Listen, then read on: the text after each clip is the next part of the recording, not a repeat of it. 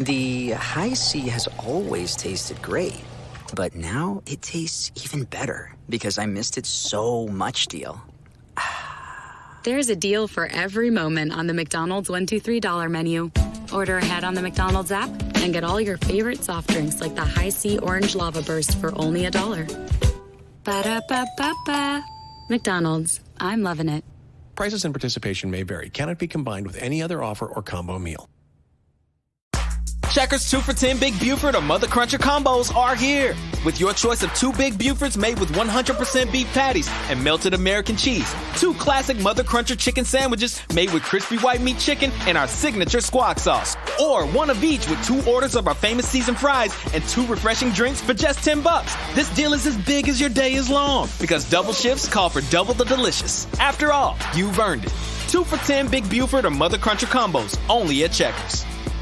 Live here via the International Public Radio on the United Public Radio Network, 107.7 FM and 105.3 FM in the beautiful city of New Orleans. Tonight we welcome Mr. L.A. Marzulli. You all know him. You all love him. First for us, this is going to be a lot of fun. He will be discussing UFO disclosures and talking about his new film, Lost Civilizations. In order to participate in the show tonight, please pop on over to the United Paranormal Radio or International Public Radio pages on YouTube, and better off on UFO Paranormal so we can actually interact with you. Otherwise, there will be at least another 6 places that the video will be streaming live simultaneously, including Twitch and I believe Twitter, and of course the network's Facebook pages. Our guests and ourselves will be able to see all your comments coming up here on the studio board. So don't hesitate to move forward and comment, ask your questions. Unfortunately, we just won't be able to respond directly. So with that being said, settle yourselves in and get ready for an amazing show. And Bubbles, I imagine you're sharing the link. So I'm trying to. My Facebook decided to shut off everything. Hello, Wayne. Yeah, Facebook decided to shut down, and I had to restart it with a new, and it's not letting me. There we go. That's great. Yeah, see, we have to do this ourselves. This part. We're lucky we have a producer that does everything else, but this is the one thing we have to do for ourselves on our own pages, so we have to bear with us. We did it last week. He did it for us. I know. Just saying. I know. That's just, kind of like goes. But anyway, yeah, so keeping up with UFO Disclosure Month, most of the shows on the network, of course, are discussing disclosure. And I have to say, there's a lot of interesting information out there. There's a lot of different perspectives out there, a lot of different expectations. There we go. I think I can actually accept this now onto my page. And it's really curious to see. Okay, no, this doesn't come up for me. Sorry. No, it's not letting me tag you now. Okay. But I will put it on the group. Okay. It won't let me tag you. It won't let me tag Joe. Great. We just love when Facebook has these Hello. things. Thank you for joining us. Yeah, so it's really fascinating to hear the different perspectives out there. There's been so many shows done. I know we've had several, people talking about it on and off. And of course, when Joe and I do the Gray Zone on Saturdays, the listenership is colossal. So there's definitely interest there. Definitely. So, hey, Steve. I'm really, let's face it, LA knows everything. Wow, I've been watching him. And yeah, he does. Yeah. He does. He's really, really versed, and I don't know. I wish that we could just have more of him. But we have him for an hour tonight, folks. So we'll do our best to amuse you all after the fact. So as soon as Amelia is done, I will ask Joe to bring him on. I'm sure he is in queue, ready to go. Sorry, you guys will have in chat. Go to the Outer Realm Facebook page to get the link. It's not tagging me for whatever reason, so I do. I just tried again. I just redid it through my page separately, okay. And hopefully it'll work. Oh, it did. Okay, it did this time. In the meantime, I'll give you a quick bio in case you didn't catch on Facebook, which you should. Please come by and give us a like on The Outer Realm on Facebook as well as Instagram. Okay, L.A. Marzulli is an author, lecturer, and filmmaker. He has penned 8 books, including the Nephilim trilogy, which made the CBA bestsellers list. He received an honorary doctorate for the series from his mentor, Dr. I.D.E. Thomas, who was the provost at Pacific International University. His book On the Trail of the Nephilim, Definitive Proof of Biblical Giants, is a full-color, oversized book which uncovers startling evidence that there has been a massive cover-up of what he believes are the remains of the Nephilim, the giants mentioned in the Bible. Imagine that. He has a whole other show, and unfortunately it's not tonight. Yes, but we're going to let you know in case you want to go out there and get his books.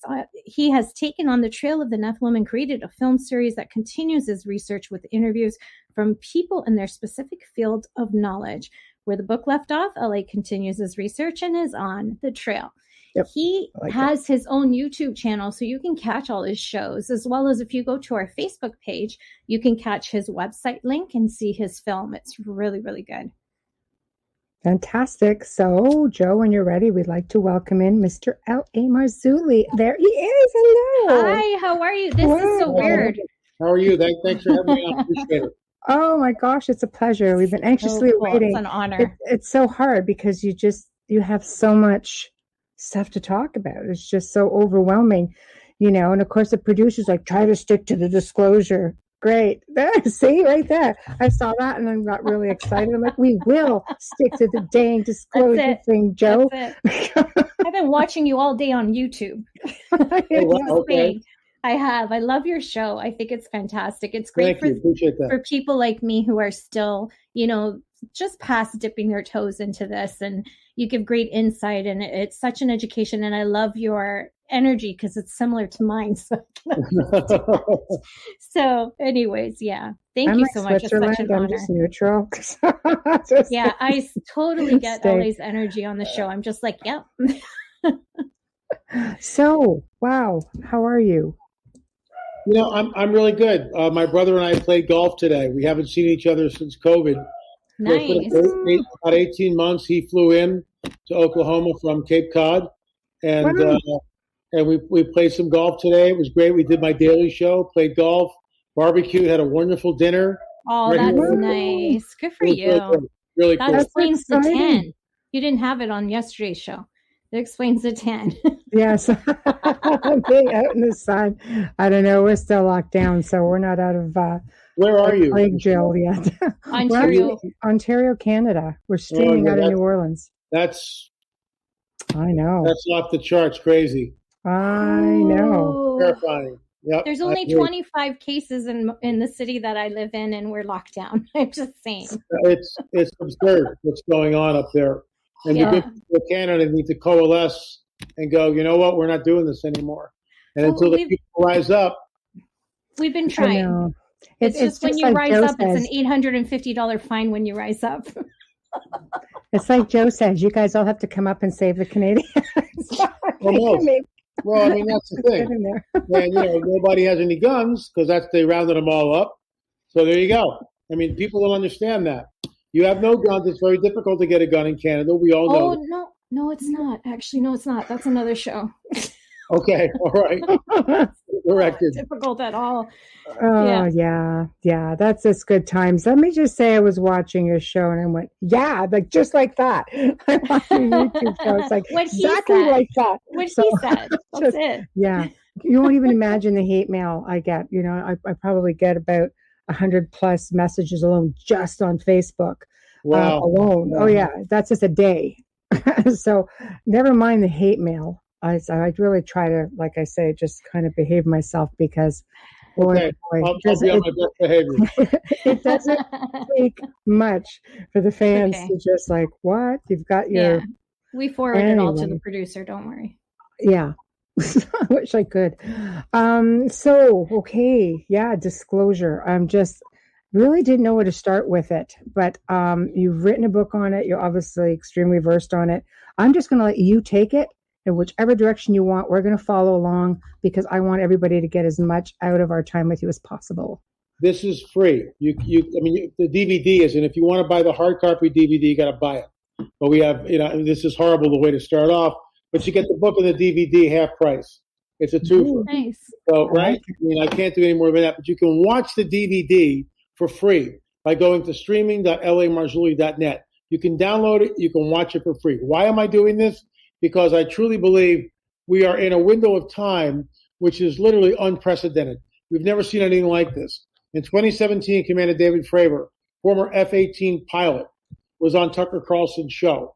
And it was a triptych. They had Tucker Carlson here, Commander David Fravor here, and then on the other side, they had what was at one time classified footage of a tic-tac-shaped UFO.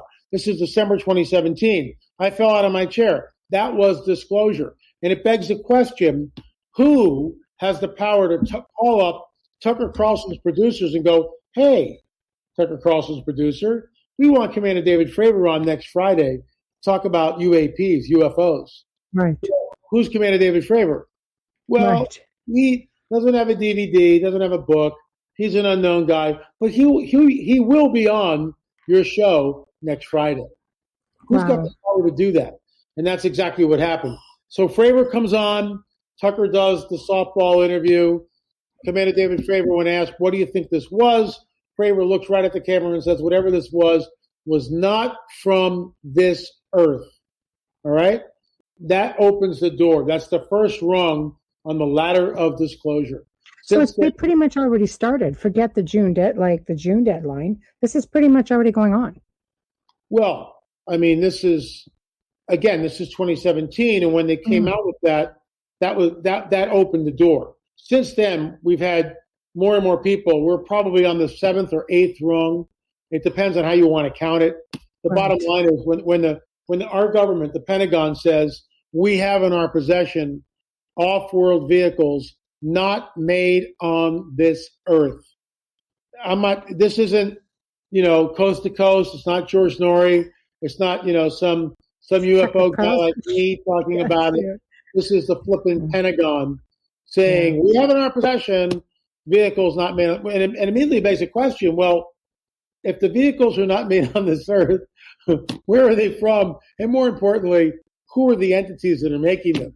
No. Right. Oh, so who's in them? This is, if you look at the subtitle here, "The Coming Great Deception of a Luciferian Endgame." It's that's the whole part of the book that I'm just like, see that right there. This is the DVD. You can watch it for free. Streaming at LAMarzulli.net. If you want the DVD, you got to pay for it. But you can watch it for free. And we did it. The reason why I released it for free, and we're working on part 2, which we will release for free. We're asking for contributions, but we're still releasing it for free regardless. Because the information is way too important to charge for. I mean, some things are just like, this is the ultimate game changer. It costs money to make, too. People have to understand that. People have no idea. Absolutely. This is business, people. Come on. I have a magic DVD tree in the backyard. I just go back and I just pluck that DVD right off the tree. There it is. I like it. I wish. So, I mean, essentially, like, my thoughts are always, you'll get better stuff from the everyday public with camera phones, right place, right time, but, the military seems to be in the right place at the right time a whole lot, because there's a lot starting to surface now also, these things swarming the aircraft carriers. This seems to be like a regular thing going back to the wartime, and they're capturing this stuff. Do you think we're going to get anything really important? And I don't mean to minimize what's happening, but let's face it, most people at one time or another, most, not all, have seen something unexplained in the sky. I agree. That's in the film. We have witness after witness that come on the record and recount their UFO stories, their abductions, their missing time, the whole 9 yards. And we're not making this stuff up.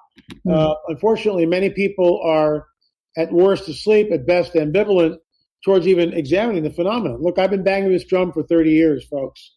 30 years, actively warning people of what? The coming great deception. This is it. When they show up, when they really show up, everything changes. COVID changed everything. Everything with the entire globe locked down. Okay, I get that. All right? That's unprecedented. But when this happens, when we get a mile-wide craft sitting there over some city, I mean, that's it. So the entire planet goes like this. Paradigm shift. And Obama last week said something. I covered this on my daily show, PPS Report. Obama said, when we're going to see, he didn't say when they're going to be revealed, but he said this, that there's going to be new religions. The first thing out of his mouth. Well, why would he say that? There's going to be new religions. That's what he said. There's going to be new religions and the military is going to ramp up. Well, sure they're going to ramp up because the technology that they will bring will change everything. But this is why I call it the coming great deception. They will say the so-called ET, but they're not, in my opinion. They're interdimensional entities. They're not from some other faraway planet. They're interdimensional entities, which are here. They're coming from another dimension, literally. They're not another planet, another dimension. And these are really some nefarious guys. They will say that they created all life on this earth. They genetically manipulated early man. They started the world's earliest civilizations, earliest religions. Now, at this critical juncture in human history, they are back to usher mankind into a golden age. Now, I've heard this 50 years ago. I was a new ager. I mean, I was completely immersed, third eye open, guru, meditation, spirit guides. I mean, I was deep into the new age. And then 41 years ago, after leaving the new age and becoming completely agnostic, leave me alone. I don't want to do any of this stuff. You're all freaking crazy. I'm done with it all. There's nothing. Leave me alone. And I'm reading a book by David Hunt, and at the end of it, there's a little prayer, to give your life to Jesus. I'm sitting here, you got to be kidding me. Yeah. Jesus, come on. And I said, this was my prayer 41 years ago. If you're real, if you really are there, and I have no idea whether you are or not, but I ask that you come into my life and change it, okay? If you're really who, Dave Hunt and all these people say you are, then come into my life and change it. That's all I said. It's all I said. And I kind of waited like this. Nothing happened. No lightning? Nothing. Nothing happened for about a month. And then everything changed. And I'm talking supernatural on steroids. Everything changed and changed dramatically. And I went through, I would say, 3 years of extremely intense spiritual warfare. And I had no idea how to fight it. And the people that I was, that were mentoring me, they didn't have any idea how to fight it either. They just didn't know anything about spiritual warfare. And about 2.5 years into it, I'll never forget, I was at a market in the Pacific Palisades in California.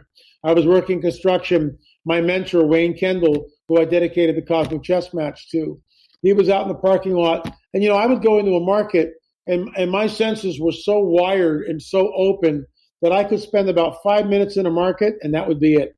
It was overloaded. I couldn't do it. It was like being on acid almost. I couldn't, I'm giving it away. I was at Woodstock, held as deeply as possible. Okay? So it was like being constantly on LSD, but I wasn't on anything.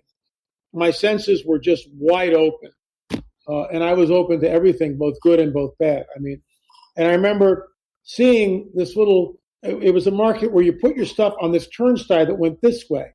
It wasn't the kind that rolled this way. It was the kind that rolled around. So you put it, and it would kind of like a circle, and it would come up to the cashier, and she would take it off the conveyor belt.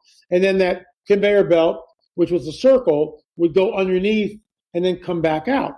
Well, when it went underneath, what came out was this little track, little piece of paper, about this big. And I pick it up, and it talks about spiritual warfare. And that set me free. That changed everything. Because all of a sudden I was armed and dangerous.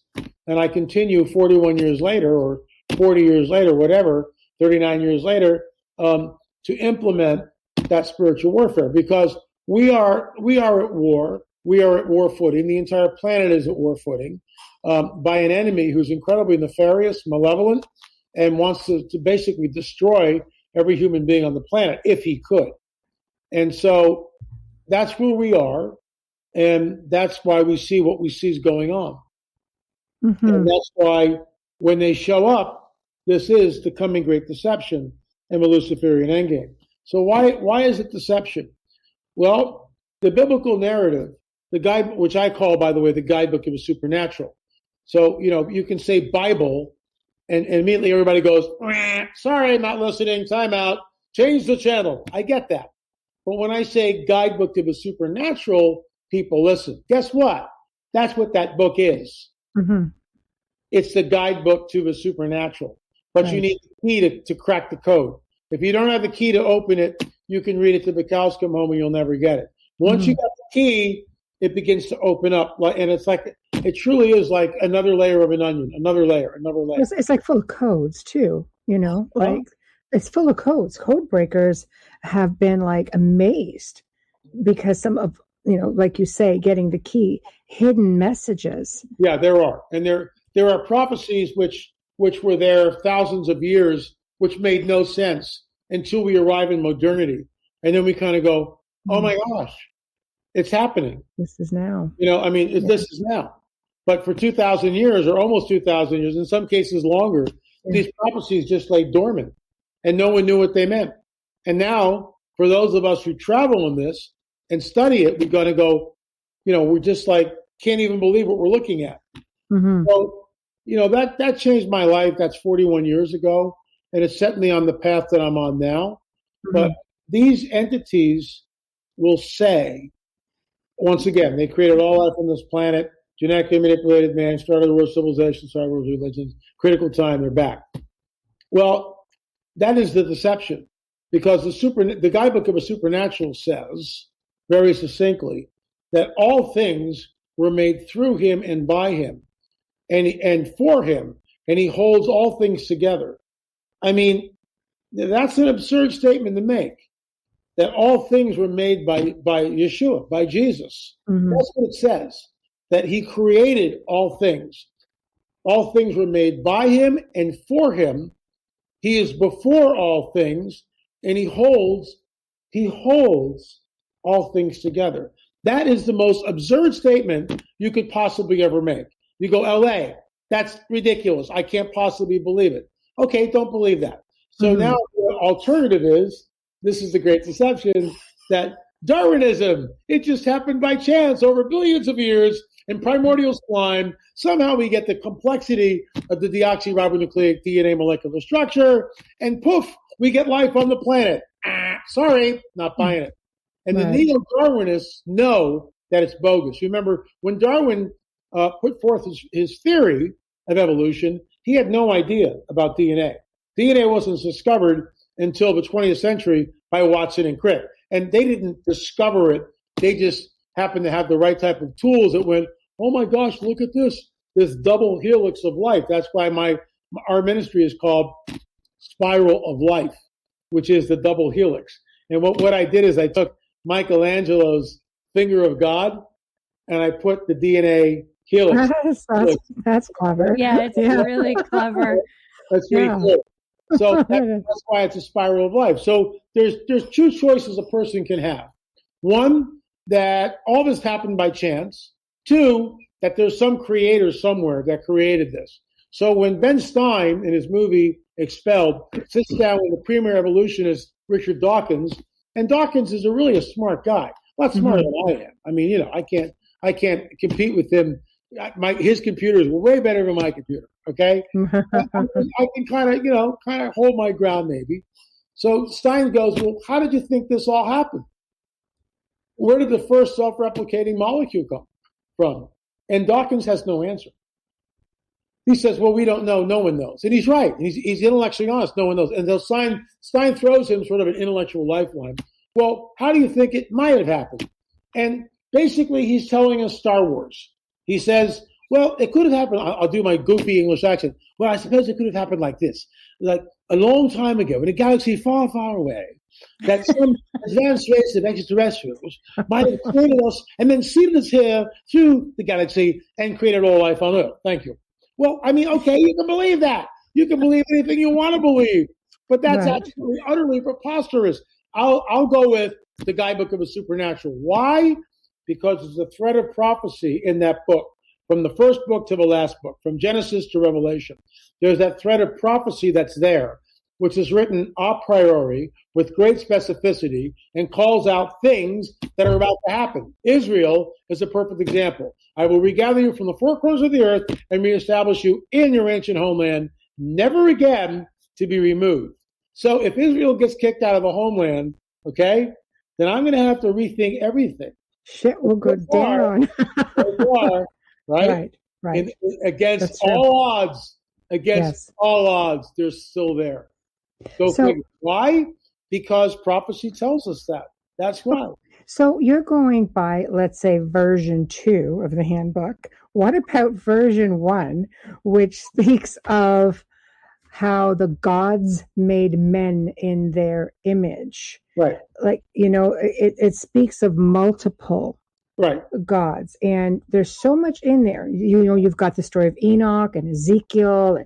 And Jesus himself had extraterrestrial encounters. They make mention of these civilizations, but you don't see that in, let's say, version 2. I was trying to keep up with the lingo. But you do, because when he's talking about let us make man in our image, so who is they? And in version 2 it says he made man in his image. No, in our image. Version 2 is the same. Is it the same? It's the same. I wonder if it depends on the our image. Let me get it. I'll because it's curious to me. I thought it was his. Yeah. The version 1, being the Old Testament, seems to have a lot more information that they kept out of the New Testament. The Gnostics themselves, who were pre a lot of that, were very aware of beings from the stars and so on. So, I'm just trying to see how it all ties together, because there is mention of it, Hold on. I'm waiting. I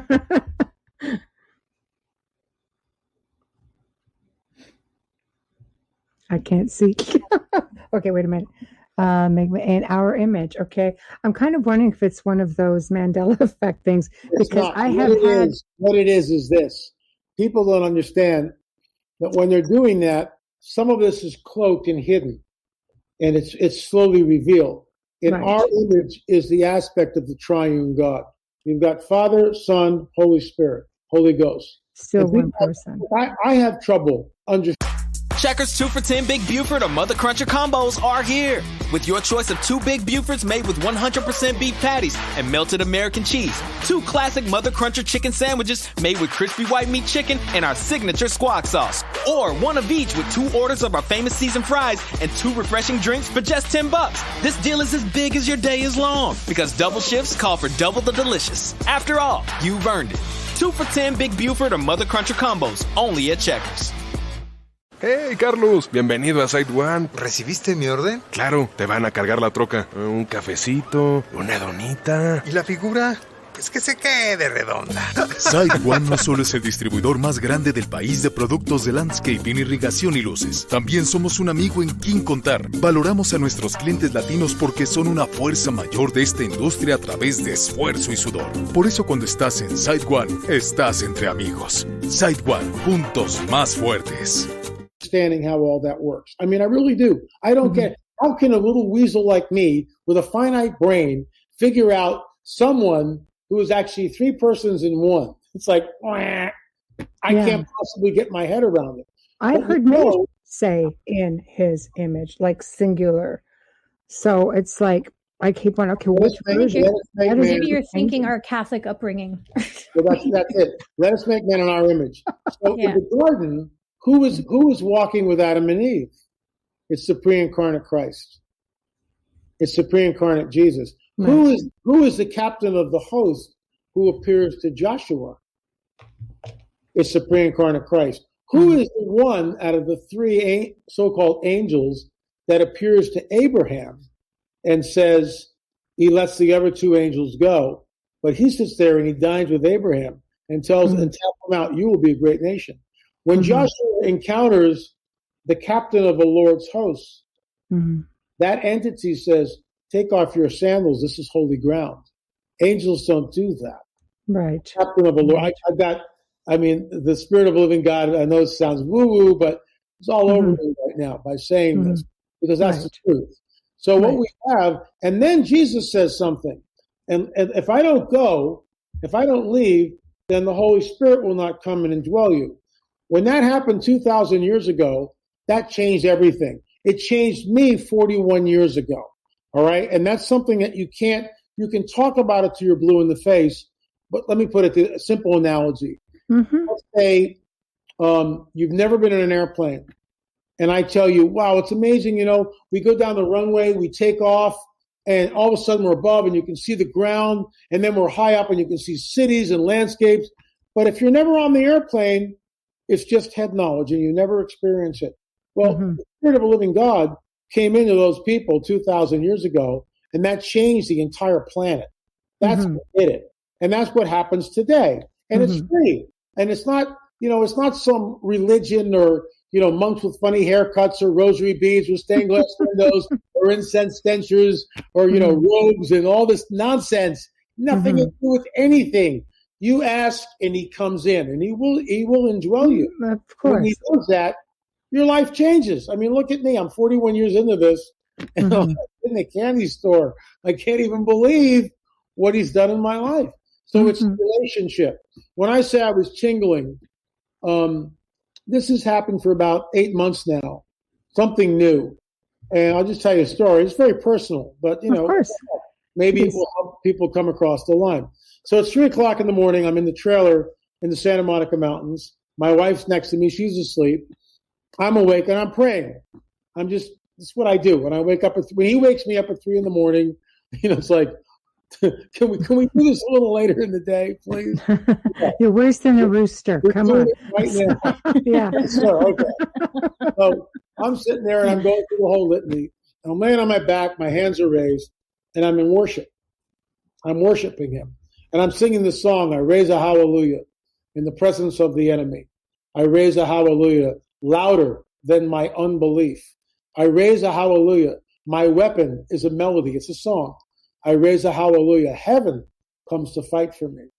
And as I'm singing that, all of a sudden, even now, I'm getting it. And this warm, tingling feeling rushes over my entire body, which I'd never experienced before. And I just went, Lord, what's going on?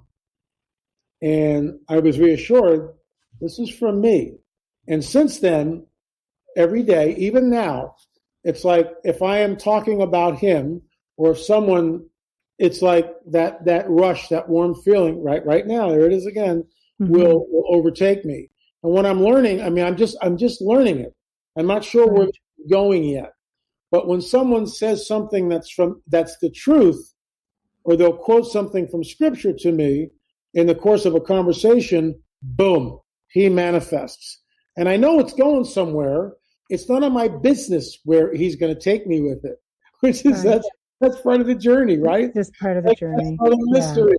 That's the mystery of it. It's like, it's like, oh, you're doing something. I have no idea what it is, but I know you're good, and you're good all the time, and you love me, and you love every person on this planet, and you want the same thing for them as you're doing to me. All he wants is fellowship, and that's what it is. It becomes fellowship.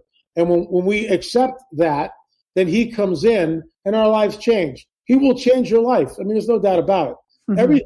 Everything just begins to shift because all of a sudden our spirits are reborn. They're kindled for the first time in our lives. Happened to me 41 years ago. And now, and it can be very dangerous because I was involved in the occult. I did Ouija boards. I had Ashtaroth almost manifest through the portal. I'll tell you that story. I'm about 18 years old. We're up in Cliff Eberhardt's room. We're playing a Ouija board. Cliff's there. I'm here. And Michael is over here. I'm not going to mention last names, all right? And we're doing a Ouija board. This thing is spelling out names. It's doing the whole thing. And it spells out the demon god Ashtaroth. Next to us was a wall. Right here is a wall, right next to us. All of a sudden, I'll never forget it. All of a sudden, the whole room goes cold. The wall goes black. It was a white painted wall. The wall goes black like there's something opening up. We looked at each other. We flipped the board open and ran out of the room. We called up the demon god. Well, you left him there because you left it open. Well, oops. that's really good. But the fact that we stopped it, that's what closed it off, I think. But I could be wrong. I don't know. Mm-hmm. But, that's almost 50 years ago. That's over 50 years ago. Mm-hmm. But this stuff is real. And this is why, people email me all the time with all sorts of stuff going on in their lives. And I go, you have tarot cards, you have Ouija stuff, have you gone to a psychic? Are you doing meditation, astral projection? I mean, and usually there's a door open, like you said, Amelia. I think somewhere, and you have to shut it down. If you put out the invitation, and now with technology, I've said it many times, it's phone apps, it's ghost boxes, it's voice recorders. If you put out the request to communicate, you'll get it. Get communication. You will get it. So essentially, there's your invite. Yeah, it's a big be careful what you wish for. It is. Lesson. It is. When you're even with your recorder from your phone, that's a big lesson because we clear that stuff. So never invite them in. Never. No. Say that to a kid who's had they don't know. A phone app that's a Ouija board, and they think I remember talking to a father whose daughter was like 8, 9, 10 years old. Yeah. And he goes, I work a lot. I'm a businessman. She's into the ghost hunting shows. I'm thinking at that age, okay. And she had phone apps. And then he comes to me and says, oh, doors are opening and closing all the time. And I'm just by themselves. I'm like, attachment. She was alone a lot. Yeah. I know. And I gave them my information. And because all kinds of clearings successfully internationally. I've been doing them for 18 years. I said, please call me. I would really like to help your family. And he goes, oh, yeah, no problem. He goes, whatever makes her happy. Whatever makes her happy. Well, until it affected him, right? Though, but he still didn't call. He was just like... Oh, I was thinking of another one that this is just a man who wants his little girl to do what she wants. She's, I can't even imagine the state they're in if she's got the run of the house and communicating with something who's pretending now to be, a friend. Exactly. Don't you want me to come over? Don't you want me to come over? And most adults can't even get past that. They don't even realize. How does a child pick that up when an adult on average can't even pick up that they're not dealing with who they think they're dealing with? Kids wear rose-colored glasses as well, right? So do lots of adults, let me tell you what. But getting back on track. So what do you think? You see these crafts, people will tell you, you either have people who believe that everything is angels and demons or everything is extraterrestrial, like reptilian and humanoid, and angels or the Nordics. And what are your thoughts? What do you think is on those crafts that are starting, they've been here for thousands of years. You look at some of the biblical paintings and images and they're very present and the ancients knew about them. Comfortably so, ironically, which is okay. What are your thoughts? Well, here's the deal, and it's very complex. And no one on this planet has all the answers. We know that when we look at the guidebook of the supernatural, i.e. the Bible, it talks about these crafts. When you look at Kings, where the prophet Elisha is out there with his servant Gehazi, and they're surrounded by the Syrian army. And Gehazi's freaked out, and he goes, hey, what's going to happen here? And Elisha goes, Lord, open his eyes. So Gehazi goes out of a tent, and the Lord opens his eyes. And this is what he says. He rushes back in, and he goes, oh my gosh, I saw the chariots of fire. The chariots of fire are all encamped around us. Now, what is that? What are those chariots of fire? What is the chariot of fire that picks up Elijah? What is in Ezekiel 1 that whatever it is that's coming forward, and the heavens are open, and Ezekiel sees something. What the heck is that? The story of Enoch. Yeah, the same thing. So we have something is going on, and then people go, well, why do angels need UFOs? Why do angels need these craft? And I don't have an answer to that. They're interdimensional beings. Well, they are technically. That's the deal. There seems to be certain angelic entities that don't need ships or anything else. They're able to come in and then go. A perfect example of that is when Daniel is praying. But in order to get to Daniel, this angel has to come in, and he starts fighting with the Prince of Persia.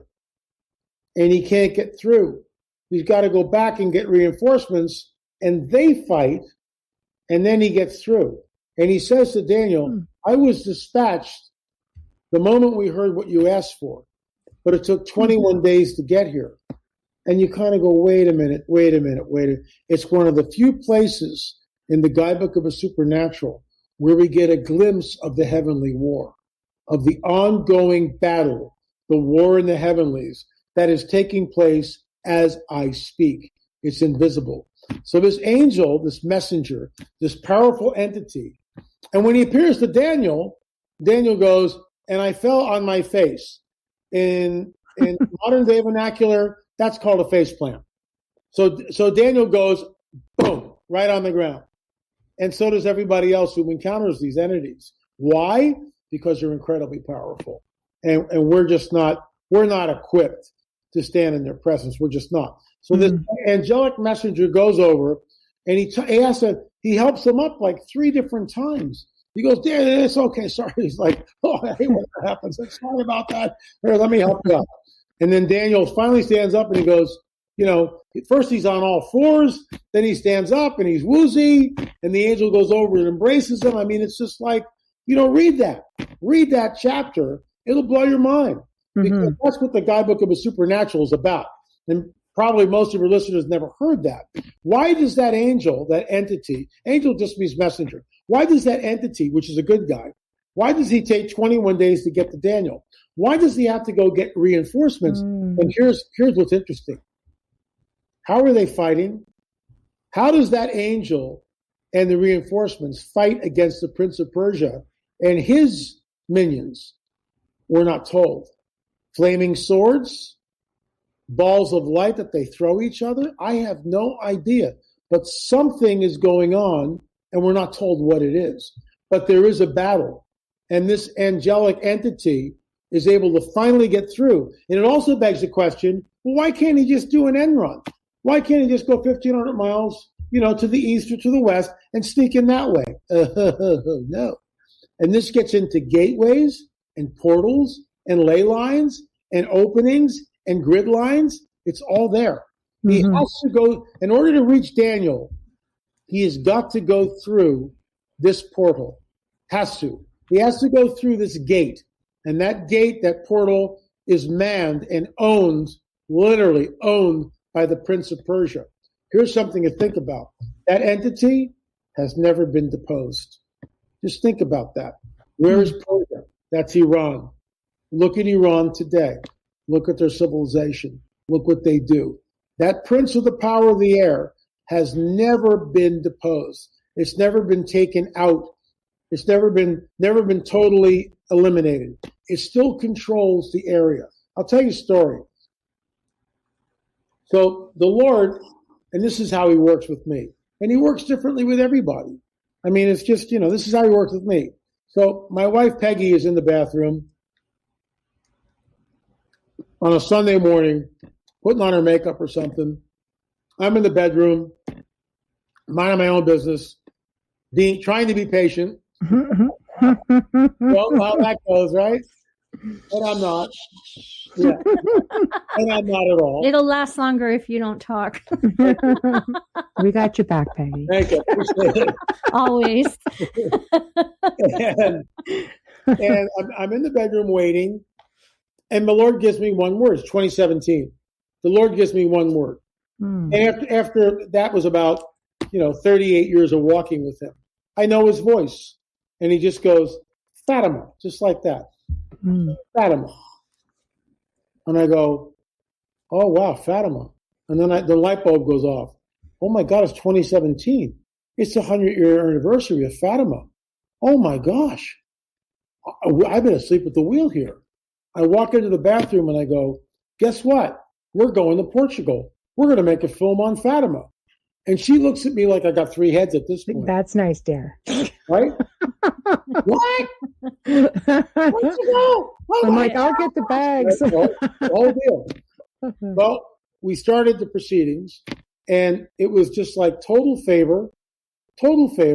Someone that we never met before, whatever reason, woke up on a Monday morning and gave us $14,000, which paid for the entire trip, all the airfare, all the lodging. We could pay all the people we were going to interview, paid for everything. Wow, right? Very nice. How does that happen? For everything. Reason for everything. Yeah. Because when the Lord wants something done, he will provide for it. And that's just how it works. And I just sat there dumbfounded when all this is happening. And then to make matters even better, there was a guy who had been in communication.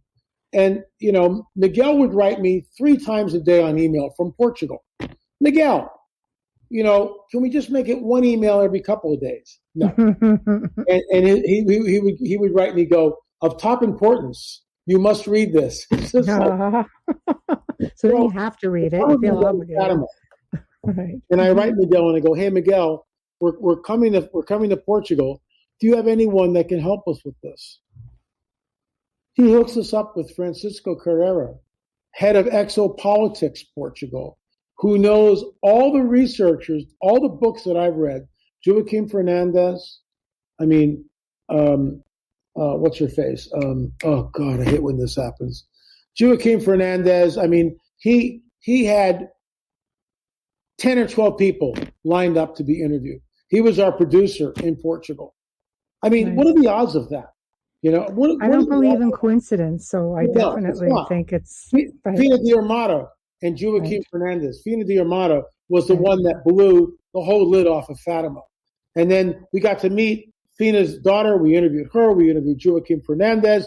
We interviewed philosophers. We interviewed all these people who had been students of the Fatima apparition for decades. And that became the nexus of Fatima 1 and Fatima 2. We had 2 films out of it. I will probably go and re-edit those. Those were my second and third films, and I've become a way better editor. I've done 10 films now, and I want to go back and redo it and make it better. But that's how he works. That's how he works. So all that to say, that's the backstory. Here's the punchline. We were talking about principalities like the Prince of Persia that have never been deposed. So here comes Omer Fudd, that would be me, into Fatima, Portugal. Am I prayed up? Yeah, sort of.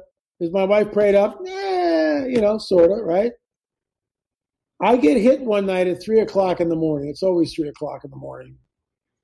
By what I would call a principality. The same principality, a similar principality, which has ruled over the Prince of Persia, has ruled over Portugal for literally millennia and has never been deposed. Ladies, I crumbled.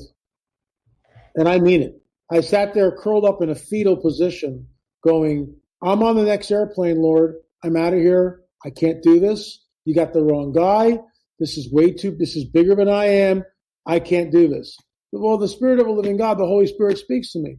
You know what he says at 3 o'clock in the morning? Trust the process.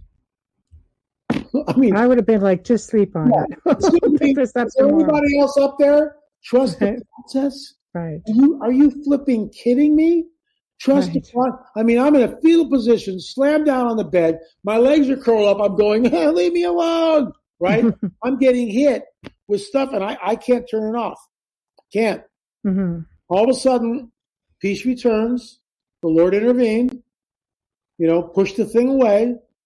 So the next morning, I'm interviewing a philosopher and historian. I stop the cameras and I go, hey, let me ask you something. What was here in Portugal before the Christian era? Oh, LA.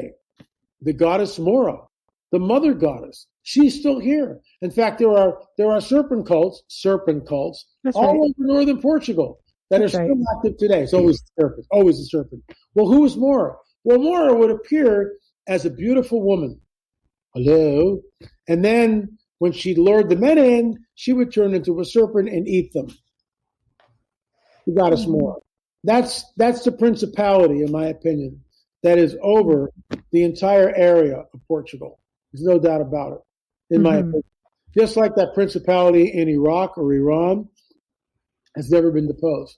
And we know this from the Bible, the guidebook of the supernatural, because it says our battle is not with flesh and blood, but against principalities, against cosmocrators, against archons, against wickedness in high places. That's what it says. I'm not making. This is why I call it the guidebook to the supernatural. People don't even know this. Ephesians 6. If you want to go read it, read it. But unless even the Gnostics spoke of the archons. Well, exactly. As being evil. I mean, that's like way pre everything that modern man knows. I always say you want to get a good feel for this stuff, read the Gnostic texts, because they speak of archons, and you still hear that term today. We live in a very archonic society, right? And they like, what is archonic? Where does that come from? Oh boy. Sorry, Amelia, go ahead. No, it's okay. You might have to backtrack a little bit, LA. Thomas, I know him as Thomas, sorry. Tom Rivers wrote, what about our own power to create our own reality? Well, I mean, think about that. I mean, it sounds really nice, but what are you really creating? You buy a house, you get married, and you create your own reality. You have a couple of kids, you have a retirement. That's about the reality that you're going to create, okay? Unless you find spirit guides and you go into the supernatural, and then that's a whole different reality. So, really, what are you creating? The whole idea of positive thinking. Yeah, I mean, I get that. Our words mean something, and I constantly speak over my family, my house. The blessings of the Lord are over this place. I'm constantly praying it over our family, over our children, our finances, our ministry, over my marriage, over everything. Constantly praying that. That's speaking out a reality, but it's a reality that's based on the guidebook of the supernatural. It's not my reality, the one that I want. I want a new car and a big boat and a big house. It's not that at all. I don't care about that stuff. What I care about is the peace, the shalom in my home and my children and my family and our ministry and how we touch other people that come and visit us. And we touch thousands of people's lives. And I know we do because we get constant emails from people, how they listen to us, they read, they watch a video, they read a book, shameless plug, and it changes their life. And, I'm just the messenger guy here. Changes their lives because they realize that there's someone that's greater, that spoke everything into existence. And see, that's the difference between the lie and the truth. The truth, in my opinion, is Yeshua. We make God in our image. He spoke everything into existence. He is before all things, and he holds all things together. Think about what that means. He holds all things. He holds you right now, Michelle. He holds you, Amelia, and he holds me together. You say, well, how does that work? We know that when he comes back, Revelation 19, that there's a sword in his mouth. What does that mean? In my opinion, and I've never heard anybody else talk about this, but we're in the window of time where many of us study these ancient prophetic texts. In my opinion, he stops holding those people together that are gathered together on the plains of Megiddo, looking up at the rider on the white horse to try to stop him from intervening. But they're not going to stop him. And he destroys them with the breath of his coming. Out of his mouth comes a sharp sword. That's what it says. Out of his mouth comes a sharp sword. Is it a sword literally? No, but it's like a sword. And what I think that does, all he does is he goes, I'm done with you. You've already told us what you want to do. That's fine. But I undo you. I cease to hold you together. It's not like Aragorn in Lord of the Rings riding in and lopping off a bunch of orcs' heads. That's not what it is.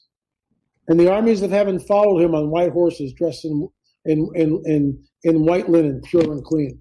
So we follow him on flying white horses. That sounds absolutely insane. I get that.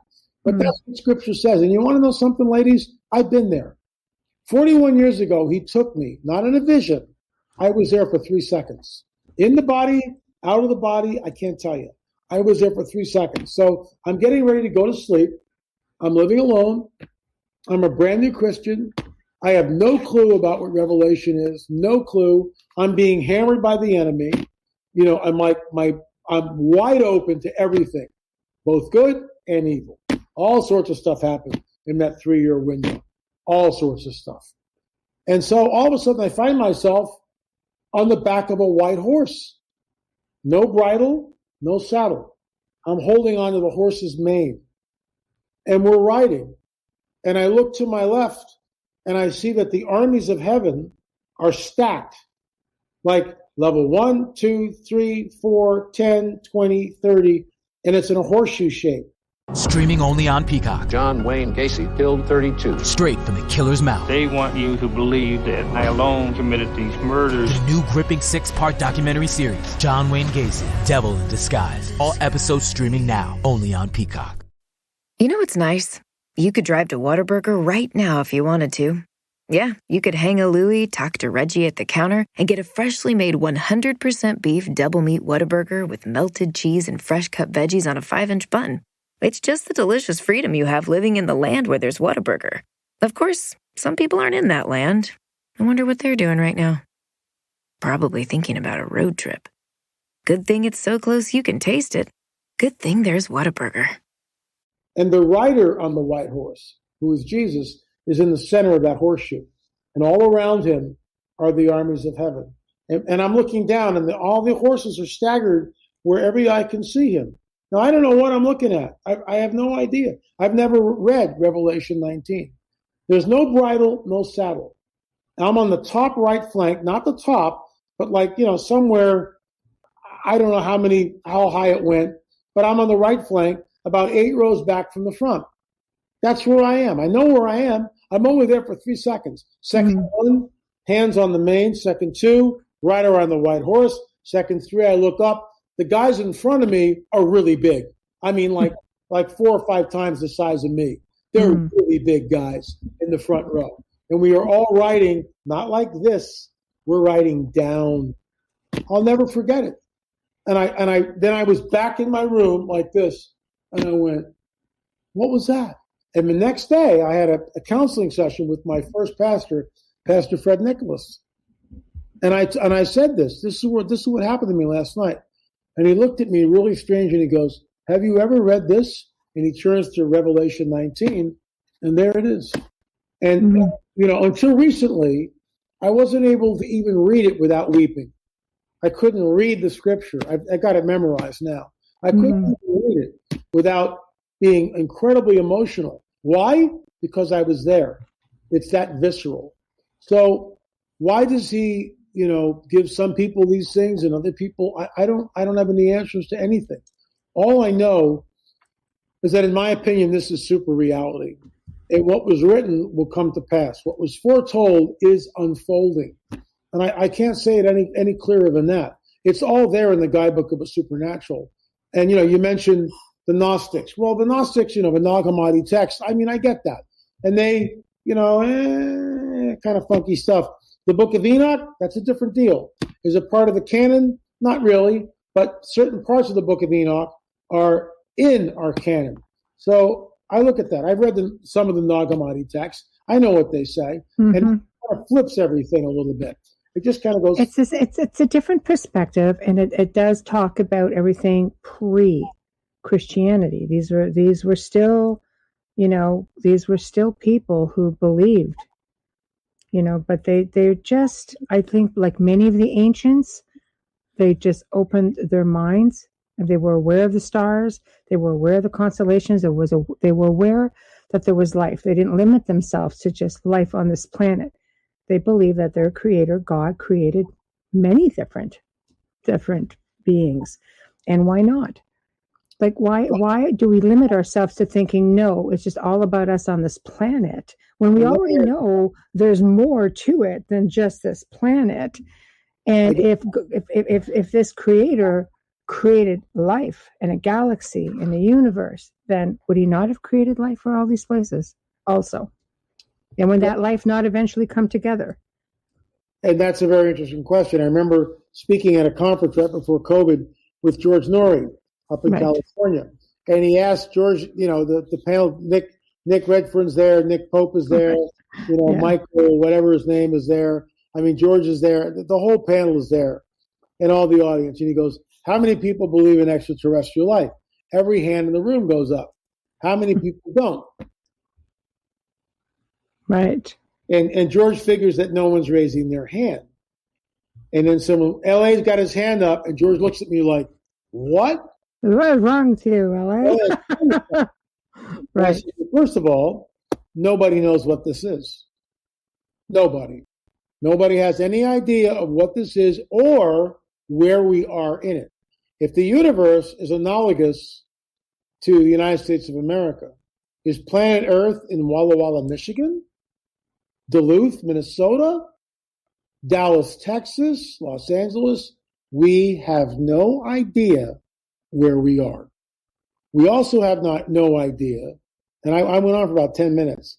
We have no idea where our consciousness is stored. Michelle, you're sitting there, you're breathing. Your eyes are blinking automatically, your heart's working. So where are you really?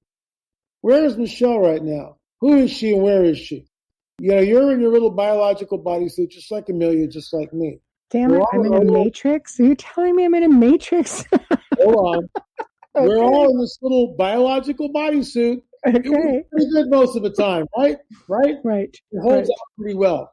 Right. Where is your consciousness? We don't know. I don't know. Amelia doesn't know. Nobody knows. We're assuming within ourselves. Somewhere, but we don't know where it's stored. We don't know. We have no idea how it interfaces with us. Nobody has any idea how it interfaces with the brain, with our eyes, with our senses. But it all works. I mean, look at me. I'm blabbing here. I mean, right? We're all doing this together, but we have no clue as to who we really are or where we are in this matrix. So it could be just a simulation. That's what I think it is. We are in a digital simulation. Yeah, we are on some level. Why? Because the guidebook of the supernatural tells us that the real God will roll up the universe like a scroll. He says heavens. I'll roll up the heavens like a scroll, right? And create a new one. It's just like, okay, that's just metaphor. That can't possibly happen. I want to get off the merry-go-round. Michelle, this is where we are. This is where we are. Look, you got to understand something. You can take all the Gnostic stuff to your blue in the face. I get that. Wherever Jesus walked and wherever he was, first of all, he's got an incredible sense of humor, which has been obfuscated by the church. Okay, so let me get this. I'll just give you one example. So he's hanging out with the apostles. They're just a bunch of regular guys, just like you and me. I mean, they really are. Mary Magdalene's hanging out with them. Some other women are, some guys, fishermen. They're all banding together. But it's a traveling freak show is really what it is. So Jesus goes, hey, guys, I'm really tired right now. Why don't you get in the boats? I'll catch up with you later. So they all get in the boats, and they start going on the Sea of Galilee. And no one's going like, well, how's he going to catch up with us later if we're rowing to, points unknown? It's like, what? So, no humor in the Bible, right? So it's getting dark, and Jesus decides to freak them out. No. And he goes walking on the water, and they all told him, oh my God, it's a ghost, ah! And they totally freak out. Now, the gentle Jesus, the one that we think he would have called out, hey guys, it's just me, I'm walking on the water, just catching up with you, nothing to be afraid of. No, that's not what he does. He deliberately sneaks up on them. Literally, he flipping sneaks up on them to freak them out, to get them out of their comfort zone. And he does this over and over and over again. Here's another one, the resurrection, right? There's absolutely no humor in the Bible. So Jesus is dead, died on the cross. It's over. Buried him in the tomb. All saw him. Absolutely dead as a doornail. It's over. The apostles are in the upper room. All the doors are shut. They are freaked out.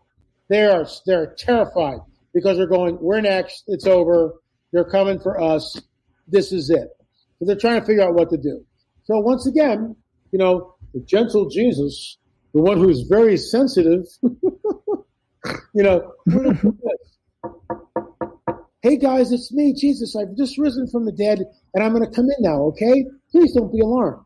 It's not what he does. It's not what he does. He comes right through the wall. Boom! And he's in their midst. They totally freak out. But there's no humor in the Bible. You don't think for a second that when they saw it was him, they're all laughing hysterically because they've been with him for 3 years and this is what he's done? And when you start looking at the guidebook of a supernatural and you deconstruct it from religion and you just look at what it says and you start plugging some humor in there, it's hysterical. But not only that, wherever he goes, he brings goodness. He destroys the work of the fallen one, the dragon. He totally destroys it. Heals everybody of everything with just a spoken word. He truly has dominion over the elements on the molecular cellular structure. When he heals the lepers, he's healing them on the cellular molecular structure. He's going right down to the nanoparticles and healing them in ways that defy modern physics. That's what he does. And all this, let me just end it with this. All this has been obfuscated with robes and incense and stained glass windows and priests and monks and nuns and rosary beads and stations of the cross and televangelists and all this nonsense. And that ain't what it's about. That's not what it is. It's about that relationship with him. And that's what made available to everybody. But look, a schmuck like me, oy vey. But it's true. 41 years ago, my life's never been the same. You had one question, I think, Amelia. Yeah, we're gonna have to roll back a little though. Oh, sorry. Zachman, he's a regular of ours. He's with us Wednesdays and Thursdays. Thank you, Zachman, for your question. He says, Amelia, I have one question. Someone brought up an idea to me the other day that what we consider demons may be the spirits of Nephilim. What is LA's opinion on this statement? Why or why not? Yeah, they Thank are. you, Zach. That's exactly what they are. Let's deconstruct that. That's really good. We're back on track. I just gave a half hour. That's okay. Just let her go. You can tell me. I'm sorry. It's the passion. That's not what I intended to do the here. Passion. That's the Spirit of the Lord leads. So here we are. That's so okay. Back on track. I'm doing that for every squirrely moment from now on. That's the Spirit of the Lord, and that's where he leads me, Michelle. Fallen angels come down and they take women like you guys and they go into them, sexual coitus. They have an offspring. That offspring is called the Nephilim. Part of the byproducts are 6 fingers, red hair, double rows of teeth, and they're giants. Not all the time. That's before the flood. When the flood happens, the Nephilim are destroyed. But the entities, the soul nature, the spirit, not the soul, but the spirit nature in them can't be destroyed because it's eternal. Oh, excuse me, it's eternal. It's from fallen angel DNA. So they become disembodied spirits which roam the earth, i.e. demons. Fallen angels and demons are not the same, in my opinion. Fallen angels are fallen angels. Demons are the disembodied spirits of the Nephilim. And what's incredible about this, you go, well, why are they doing that? Because Genesis 3:15 tells us that, again, the pre-incarnate Christ is there in the garden. Adam and Eve are over here. The dragon's over there. He looks at the dragon and says, your seed, the dragon's seed, will be at war, at enmity with the seed of the woman. The one coming from the seed of the woman, right, will crush your head. You'll bruise his heel, but he'll crush your head. That sets up the rest of the guidebook of a supernatural, winding up with Jesus, which is why the dragon tries to kill him at absolutely every turn. But 3 chapters later in Genesis 6, the fallen angels come down, they procreate with the women, they create the Nephilim. Why? Because that contaminates the genome. Here's something to think about. Jesus warns us that it would be like the days of Noah when he returns. What differentiates the days of Noah? I've been banging this drum, ladies, for 30 years. What differentiates the days of Noah is the manipulation of the genome by the fallen angels. And when you take that mark, when they show up, there'll be a mark, the back of the hand or on the forehead. You won't be able to buy, sell, or trade without it. Then you're toast because you cease to become a human being. You become something else. The COVID vaccine is a genetic marker. It's not a vaccine. It's genetic manipulation is what it is. Now, I'm not saying if you've got the vaccine, that's the mark of the beast. It's not. But it's certainly a springboard to what may happen in the near future. That's written thousands of years ago, almost 2,000 years ago, that no one will be able to buy, sell, or trade without the mark on the back of the hand or on the forehead. Well, you go back 200 years and you read that and go, well, that's utterly preposterous, LA. That can't ever possibly happen. Now it's happening on some level. We're seeing it. People are getting chipped for all sorts of reasons. Is it the mark? No, it's not the mark. But when they show up, and I've been saying this literally for decades, when they show up, they'll have the free energy which pilots the craft, which will change the entire economy of the globe. They'll also have what they will couch as a DNA upgrade. You take this chip, you'll live disease-free, 300 to 500 years, your lifespan's elongated, no worries at all. People will line up for that. Oh, well, that won't happen. Look at how many people have taken the vaccine without even knowing about it. There's been no testing on it. There's more deaths from this vaccine than in the last 20 years from all the vaccines put it together. So why are we doing this? Why are we doing this? So why, when you wrote, yeah, I mean, that's a direction that would be nice to go into. When you wrote your book, was it bearing all of this in mind with this disclosure and UFOs and yes, absolutely. And the film, look, folks, the film is free. Streaming.lamarzulli.net. Streaming.lamarzulli.net, or go to our YouTube channel, LA Marzulli. Download the film. It's free. Watch it. It's an hour long. It'll blow your mind. The stuff that's in that film, and I'll just tell you something. In 2016, I was interviewing, and I was up there we shot all the film in 2016. It was released in 2017, in the early months. My first film as an independent director. My first film as a director and an editor. And I went back and redid it because I knew after 10 films I could, now I've learned my craft, I want to make it better. So I did that. And I felt that the Lord wanted me to do that anyway. And so we've done that. There was a woman I interviewed in 2016, and she was total new age, a psychic, an experiencer. She had voice to skull communication, downloads from these entities, the whole 9 yards. Okay. And I kept her anonymous in the film because I don't want to embarrass her and I want to keep her anonymous. All right. I spoke to her on Sunday just to make sure everything's okay with her. And, she's still pretty far out there, but she's a psychic. She told me in 2016 that the powers that be, are going to create some kind of a plague on the whole earth, and everybody's going to have to get a mandatory vaccine. When I saw that, Michelle and Amelia, I mean, I heard that in 2016, but it didn't register. So I'm re-editing the show like a couple of months ago, and I'm going back and looking at, I took a lot of the stuff out, redid a lot, added some new stuff, and I'm looking at what she's saying. I about fell out of my chair. And I look right at the camera when I introduce this segment in the film. I say, I ask the audience, like, how did she know that? How did she know that? And that's why when I talk about the Luciferian endgame, that's who's manipulating all this. Make no mistake about it. Make absolutely no mistake about it. That there is a cabal of people that are deep, and I know this is conspiratology stuff, but it's not.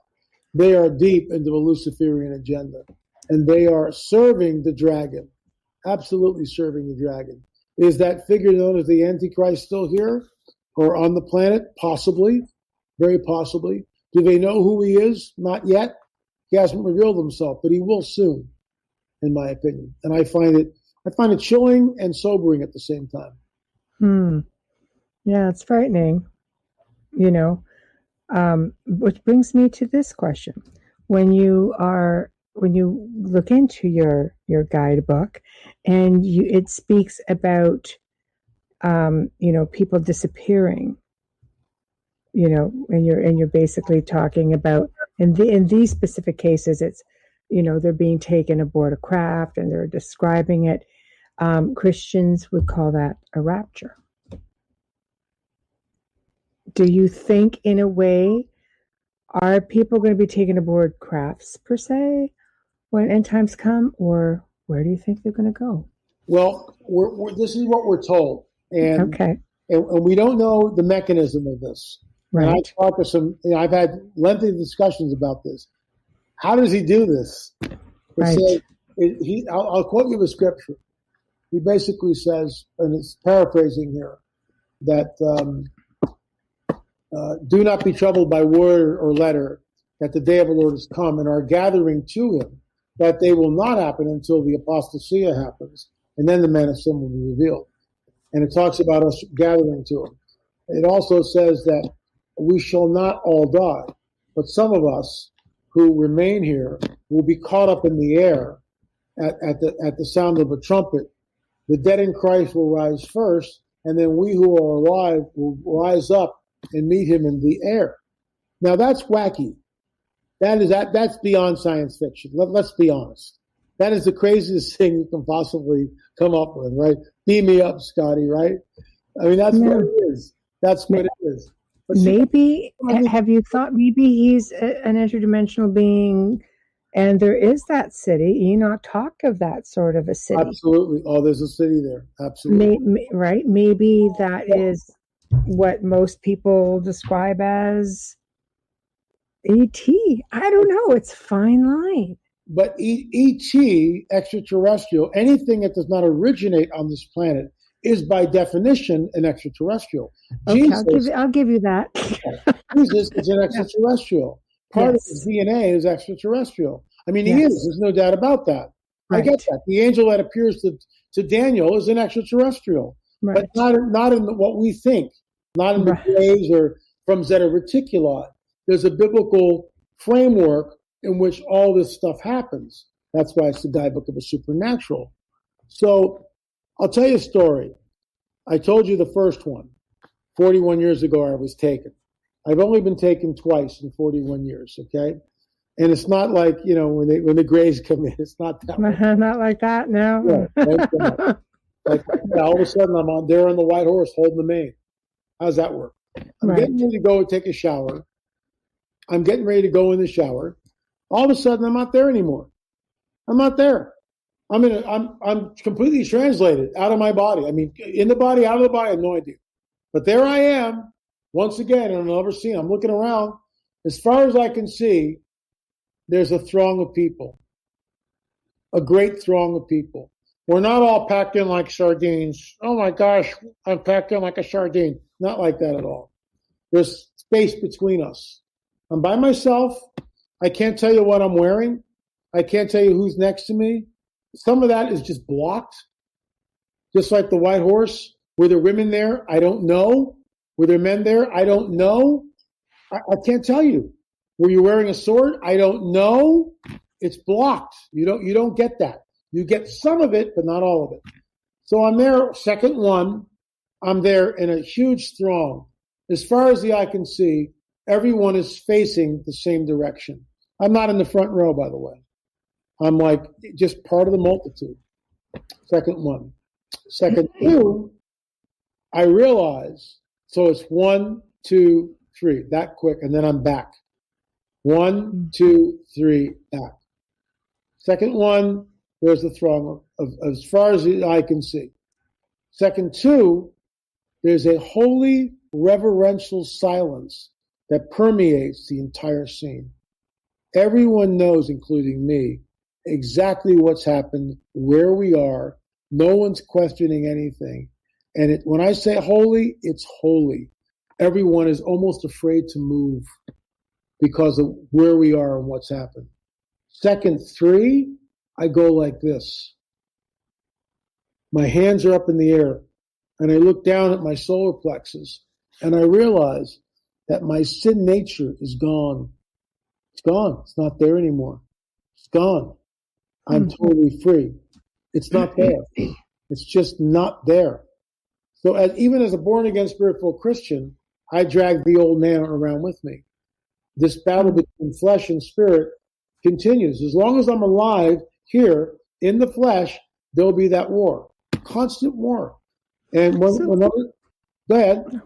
I was like, so what do you say to someone who basically says that sounds a lot like an alien abduction and missing time? I'm just playing, the opposition. I was going to say devil's advocate, but it would be really poor choice of words. There were no graves. A little. There were no graves. I wasn't terrified. I wasn't fearful. But there are many types of species, though. Humanoids. It was biblical because I knew where I was. I got raptured. In other words, I was there in the rapture in the future. How does that work? Okay, time I was there.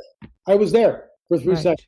I'm on my white horse, Revelation 19, future. How does he do that? How does he pull that off? Because space-time is not what we think it is. And there is no space-time where he is. Yeah. So that's why he calls out the future, and he knows the end before the beginning and the beginning before the end. So we can put someone like me, put them who knows how many years in advance, and there I am riding on the white horse where I will be at some point. I know that. I will be taken up with him. I know that. I mean, I've been there for both things. You can't make this stuff up. You just can't. Right. And especially the part about going, oh my gosh, my sin nature's gone. Why, you can't make that stuff up, but it's there. And that's what happens. When we're taken and translated, then we have new bodies. They're immortal. They can't be destroyed. And we're finally in glory. What I mean by that sounds too, woo-woo. Right. There's nothing in that place, no evil thought, no negativity, no hatred, no lie, no harm, no evil, no tears, no pornography, no child molestation, no pedophilia, no crack house, no prostitute, no child abuse, nothing. It all falls off, all of it. And so when is your timeline for that? No clue. Right. People ask me that often. No clue. Right. None. Interesting. And that's what I mean. It's hidden. I'm not supposed to know that. Well, it's a curiosity because, there's a lot that goes on about, I think they've got let's say the missing 4,100 people that just randomly disappeared. And in some of these cases, they're with people. And they were just a few hundred feet apart, if that, maybe 100 feet apart. All of a sudden, they look back and this person is just gone. And they're like, for a second, I just looked away and is that rapture or is that? No, it's abduction? Not. That's David Palladi's stuff. That's 411. Yes, that's right. The 411. That's right. And that's exactly what's going on. And are your kids bored this summer? It's Spawn Tub Manufacturer's Instant Fun Sale going on now. Instant fun for the whole family. Cool off with a complete pool package, only $13.99 or just $45 a month. We can install by next week. Instant fun in your new spa for just $60 a month. Relax and unwind. Or tan at home in an instant with your own tanning bed. Great deals and instant fun. Instant fun going on now at Spawn Tub Manufacturers. It's the classic dilemma at Whataburger. You pick up your patty melt with 2 fresh all-beef patties, melted Monterey Jack cheese, grilled onions, then creamy pepper sauce, And just when you're about to dig into Whataburger's take on this all-time classic, someone utters the dreaded words. Can I have a bite? Should you? Shouldn't you? Maybe you just take a big bite so you don't have to answer. Good thing that dilemma's over. Good thing there's the patty melt at Whataburger. That is happening, and it does happen. And that's and why what's your take on that? Those are entities or portals. Okay. Let me show you something. So they've walked into a portal, basically, and they're like, gone. Yeah. Wow. Okay. Interesting. This is from Al Matthews, who became a centerpiece of our film, Disclosure. And Al sent me this picture. It's right up here somewhere. There it is. Point. And this was given to him. First of all, he's out there and he sees a 2-mile wide craft.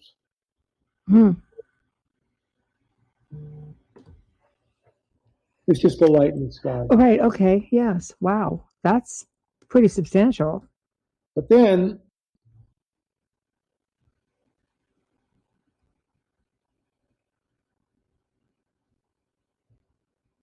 so what is that?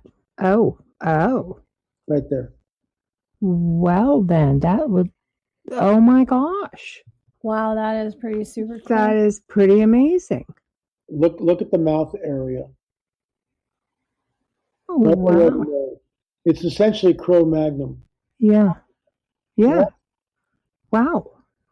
There's a scripture in the book of Revelation that talks about the beasts of the earth are unleashed against humanity.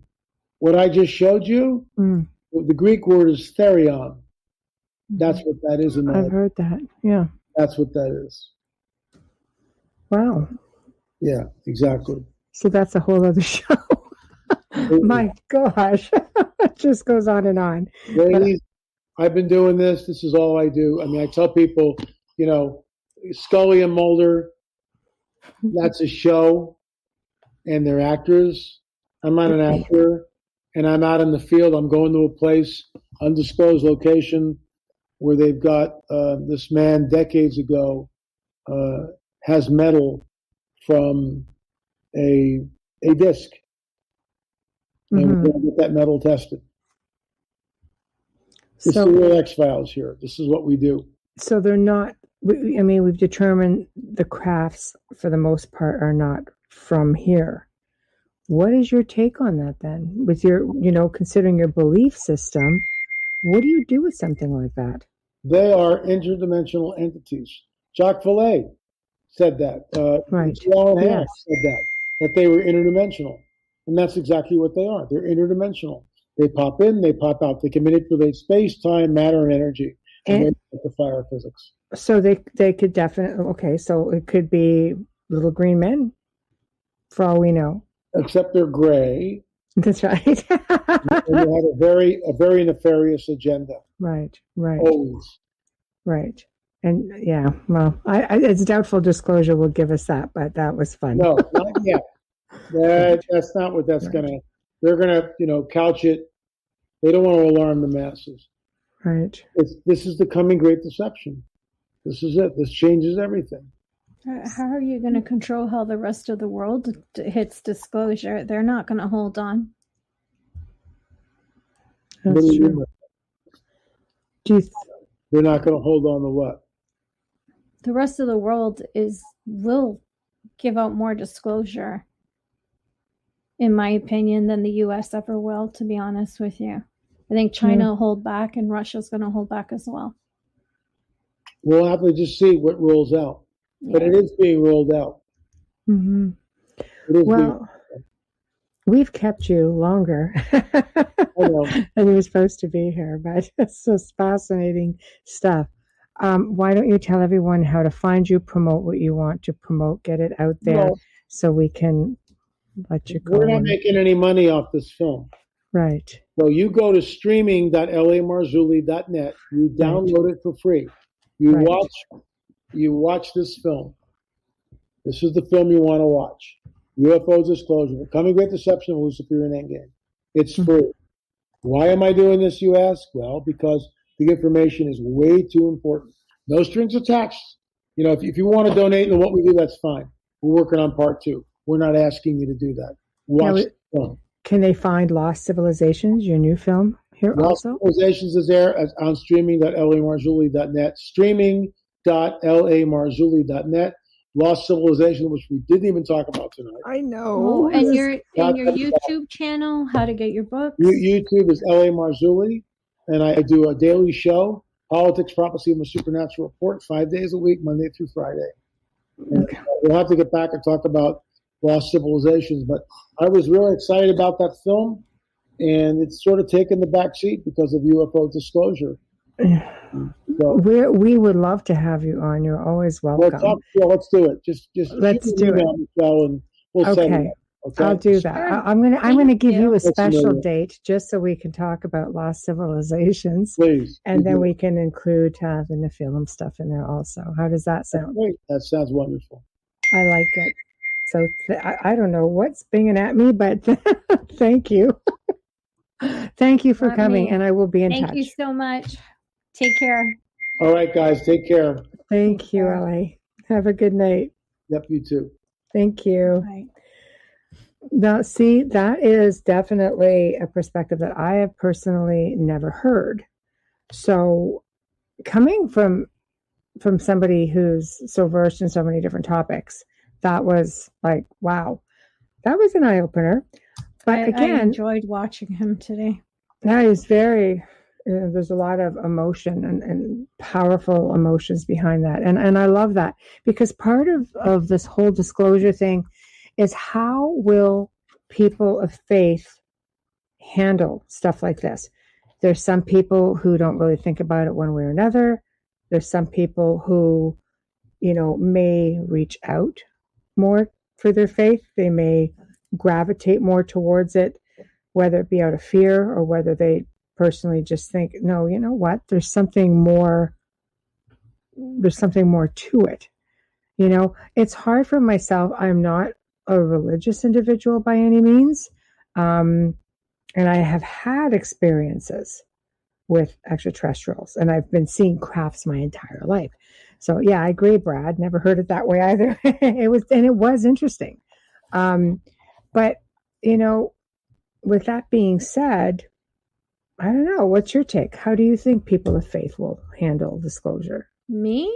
Yeah, of course. That's a question. Well, seeing the way I'm handling it, I mean that you're going to have all kinds. You're going to have radicals. It's going to create a whole other clique, if you will. Those who are religious and fanatic and want to be extremely protective of what they do and believe in their faith. Mm-hmm. I think that we have a large enough group to be open to it. I mean, most of us already know they are amongst us. It's, mm-hmm. and I believe that this will help. I pray, if done properly, that this rollout will help destigmatize what Hollywood put in place for so many years of creating this chaos and fear. See, that I agree with you. I think media has been, instrumental in doing its job and creating a sort of fear with it, but it's also created a little bit of intrigue. I think they've been slowly giving us signs for a really long time. If you just look at Star Trek, for example, Gene Roddenberry, he introduced things. Star Wars was much the same. They introduced little things in there. You're kind of looking at it going, now in hindsight, it was so ahead of its time. And I like to use the story of dolphins, who are believed to be very, very connected to the Greys. And, you get great minds such as Carl Sagan, for example, and a whole lot of other different scientists. He never even liked to broach the topic that he believed in UFOs because he didn't want to lose funding for his other projects. Mm-hmm. Now they founded, he was founder of an organization called Order of the Dolphin. And they truly believed, and he did this with other scientists, they truly believed that dolphins were extraterrestrial and would teach us to be able to communicate with greys and possibly other extraterrestrials. Now, with that being said, dolphins are extremely intelligent. They've even beat out humans on IQ tests, which is mind-blowing. Okay, so we know they're really smart. They're sentient beings, that's for sure. Exactly. Yeah. And the thing is, there are cases of even dolphins being abducted. There was like a SeaWorld type of place in the U.S. I believe it was. Was it in the U.S.? Was it a dolphin or an orca that just went missing? No, there were dolphins. There were 6 dolphins in the tank. Could be somewhere else. I'd have to check my notes from a different show that I did on the Gray Zone. But this was in front of like at least a couple hundred people sitting down watching a show. All of a sudden, they started seeing this bright light up in the sky. They started seeing this thing was changing forms. And before you know it, okay, there are 2 dolphins gone. It's not like a beam came down and grabbed them. The dolphins were just gone. So, here we have a craft taking the dolphins. It's also believed that dolphins speak a little bit like greys. You know who else does? I've been watching all the series of whales on National Geographic. Right. And there is one particular humpback. Oh, it's the humpback. There you go. Yeah. Okay. They click, click, click, click with each other. And I'm like, wow. Because they all have their own language. And with that being said, do you remember Star Trek 4? The motion picture Star Trek, I believe. Never Star watched Trek 4? any of them. Yeah. Well, here's an interesting tidbit, because you say the humpback whale. Okay. Basically, the story goes is this big alien craft comes in, is ready to destroy the planet because it's looking for something or someone it communicated with like thousands of years before. Mm-hmm. And they were finally able to trace it back to a humpback whale. Oh, but guess what? They were hunted to extinction. So they had to go back in time, kidnap 1 or 2, a pair of humpback whales to bring them back, because that ship needed, those beings needed to communicate with the whales. And I thought to myself, I'm sorry, what the hell did Roddenberry know that we didn't know? It's just one, yeah, right. There you go, Brad. See, we should talk about it too. That to me is like, okay, that like it was onto something. And it is the clicking, the clacking, I've heard that stuff before.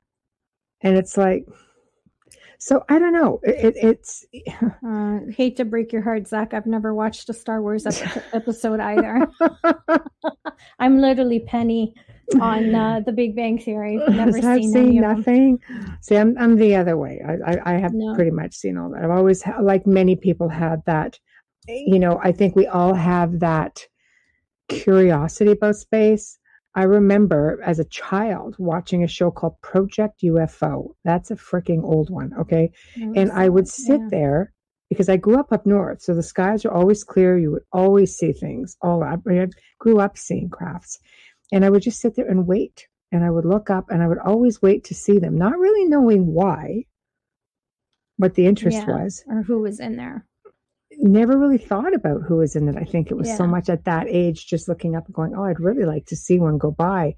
I mean, many family members had seen them, and it wasn't something that freaked me out. It was, like most people, something I didn't really think about altogether, but I don't know. I think people do have a healthy curiosity. I also believe that there are people, much like LA, who have, a staunch belief system. And it's like, nope, this is pretty much our belief. And I find it interesting in mentioning the Matrix, because a lot of people do believe we, in fact, live in a simulation. It's another movie I've never watched. Well, I don't know, man. I got to write a list. I tried the Star Wars thing. I couldn't do it. They got to start getting into the Matrix things. There's a lot of clues in the Matrix.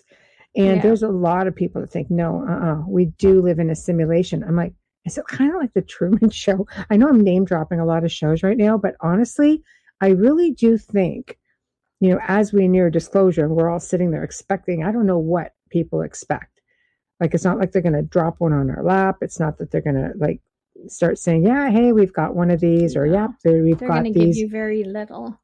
For sure. But I think when you explore that, the possibilities, it's like maybe they've been giving it to us all along.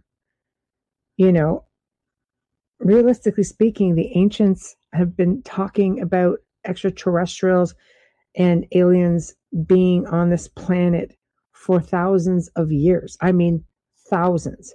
Go look at, cave drawings. Go to the Red Mountains. Go, the Hopi have all kinds of that stuff. The ant people that they spoke about. There's been people who have witnessed crafts coming out of freaking mountains, from under the water, from, like haunted forest Romania. I don't know. I can tell you, I saw some weird ass stuff in that place. Like, yeah, that comes up a lot when you're researching too. It does. It comes up a lot for a lot of things. It does. And I think it just maybe, is it a Stargate? Because portal, let's face it, stuff would be coming out of there like nonstop. All these type of triangles, they're all over the world. And yes, you have disappearances. You also have a lot of UFO sightings. You have USO sightings. There are people who believe that they've been taken under the water as abductees. They have visions of being taken under the water. They don't always go to the stars. So I don't know. Sometimes they go through mountains.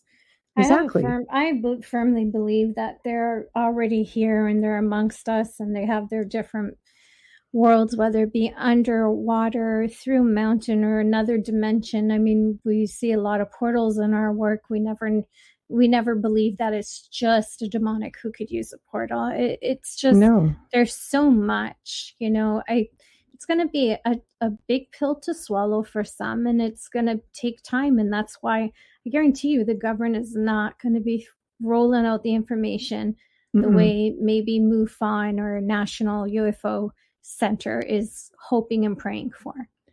I agree with you on that. Because I think we've heard Joe say it many times, they would have to be held accountable. Would we hold them accountable? I think that, I don't know. I'm quite comfortable with it personally. You can open up all kinds of lawsuits going back now. Sure. That's a problem. I personally am comfortable with it. I have had several sightings through my lifetime. There are some people who are very uncomfortable with it. And I don't know. It would be interesting to weigh in on that. Are we going to get anything exciting? No. I agree with you. I also agree with you that they've always been here. They'll always be here. I think as long as the planet is here. Some have remained hidden all this time, obviously, because people on average have no clue that they are here. Yeah. Brad Roberts, in 1975, there were several sightings in our part of the country. I believe it. And where are you, Brad? Yeah. Give us a shout out. Where are you from? I know there are parts of the world that have hot zones. Sedona is one of them. Sedona itself is said to be all of Arizona, a Stargate. Yeah, it is. Sedona is a freaking Stargate, like the whole place. I'm just like, God almighty. All of Arizona. I was watching a paranormal show today, and I'm not giving the name because I don't remember what it was, because I don't often watch, and I've got that new wireless cable and I don't even know what channel I'm on. I'm still South Central learning that. Nebraska, he said. Oh yeah. Well, makes sense. And they showed how, I thought this was ingenious. This couple just happened to be, of course, how we all do. We want to take a shot of that super moon or that star or whatever. And there's this orange ball. Well, doesn't she starts filming. Her husband takes out a video camera. Neighbors are filming it. Nobody could disprove this video.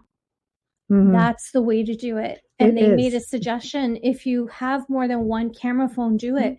Because there is no way those pieces are going to be put together without some showing that they've been altered. And if you have 6 iPhone cameras or Androids, whatever, filming, and especially someone else pulled out a video camera, or you have a drone, Christ, that's even better. just put it up there. They showed one in Italy. It was a saucer disc. It's not long ago. And they followed what they saw, 2 fighter jets escorting that saucer disc, but where was it going? And it was low, lying close to the ground, like at mountain level. But that could be one of mountains the like that government tells me crafts it's too. no. It came from one of their societies there. The mountains tell me that from the height that it's northern Italy where this happened. And it's off the west coast, like from I recognizing the region. No, but that's what I'm saying. Arizona. Like governments of the world are said to have their own crafts, as well. It's really hit and miss. They were flying in tight formation, escorting it away from the country.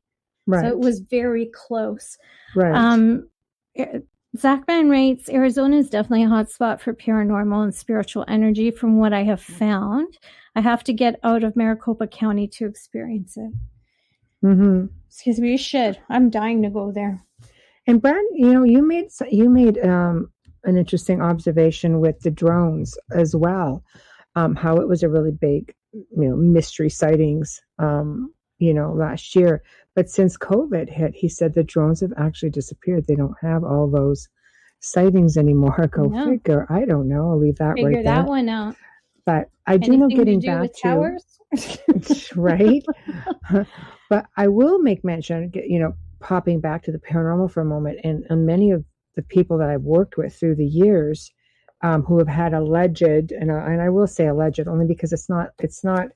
People think they have, demons. They always don't. Sometimes they're projecting energy. Sometimes they are ET because they've had sightings of grays. So you have a portal on site, and it's just a matter of like which came first. Interdimensional being's an interdimensional being. I mean, they can come through any way they want. But it's fascinating to me that I would say at least 25%.